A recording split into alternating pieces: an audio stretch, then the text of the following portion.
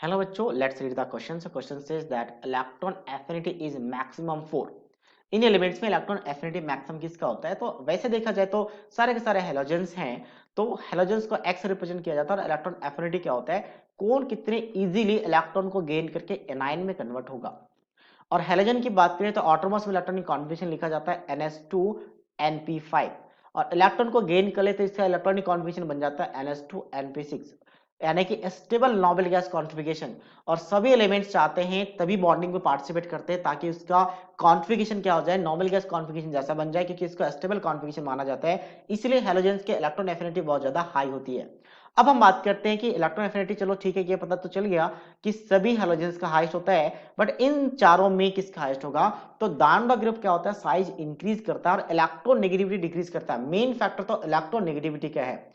Polling scale से electronegativity देखा जाता है, पॉलिंग स्केल से इलेक्ट्रोनेगेटिविटी देखा गया है, या फिर किसी भी स्केल से कि डाउन द ग्रुप इलेक्ट्रो, अच्छा डाउन द ग्रुप की बात कर रहे हैं तो डाउन द ग्रुप आपका यानी टॉप से bottom T to B, top से बॉटम इलेक्ट्रोनेगेटिविटी डिक्रीज करती है। और इलेक्ट्रोनेगेटिविटी का डेफिनेशन होता है, वैसे तो डेफिनेशन ऐसा बताया जाता है कि अगर किसी भी हैलोजन या किसी को ऐड कर दो तो इलेक्ट्रॉन पेयर को यानी शेयर्ड पर इलेक्ट्रॉन को खुद की तरफ अट्रैक्ट करने की टेंडेंसी। और यहीं से कॉन्सेप्ट आता है आपके पास इलेक्ट्रॉन एफिनिटी का भी, कि अगर इलेक्ट्रॉन को ऐड करवाएंगे तो जिसके इलेक्ट्रॉन नेगेटिविटी ज्यादा होगी वो इलेक्ट्रॉन को गेन करने की टेंडेंसी ज्यादा होगी और negative charge most electronegative atom पे ज्यादा स्टेबल भी रहेगा। ये कॉन्सेप्ट है। तो उसके बेसिस पे हमेशा सीरीज ऐसा बनना चाहिए कि फ्लोरीन के बाद क्लोरीन, फिर आपका ब्रोमीन और फिर आयोडीन आना चाहिए इस कॉन्सेप्ट के बेसिस पे, क्योंकि इलेक्ट्रोनेगेटिविटी डिक्रीज कर रहा है तो इलेक्ट्रॉन एफिनिटी भी डिक्रीज करेगा। तो मोस्ट इलेक्ट्रोनेगेटिव एटम फ्लोरीन होता है, तो उसके वजह से इलेक्ट्रॉन एफिनिटी भी सबसे हाईएस्ट फ्लोरीन का होगा। बट थोड़ा सा ये रॉन्ग हो जाता है और एक ऑब्जेक्शन आ जाती है इसमें। ऐसा इसलिए होता है क्योंकि आपके पास फ्लोरीन का साइज छोटा होता है। इसमें टोटल इलेक्ट्रॉन्स की बात करें तो कितने इलेक्ट्रॉन्स होते हैं, 9 इलेक्ट्रॉन्स, 2 इलेक्ट्रॉन यहाँ पे और 7 इलेक्ट्रॉन्स यहाँ पे होते हैं।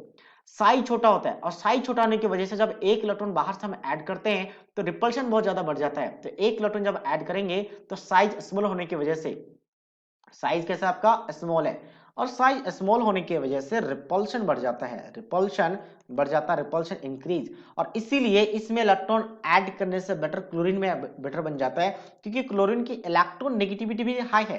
हालांकि फ्लोरीन जैसा हाई नहीं है बट ठीक ठीक हाई है, और साथ साथ में साइज भी ज्यादा है। और साइज ज्यादा होने की वजह से आराम से इसमें हमें 2 इलेक्ट्रॉन इनर शेल में, फिर आपका यहाँ पे 8 इलेक्ट्रॉन आएगा और फिर हम यहाँ पे 7 इलेक्ट्रॉन को बाहर रखेंगे। तो यहाँ पे 8 इलेक्ट्रॉन आ चुका है, 7 इलेक्ट्रॉन यहाँ पे रहेगा।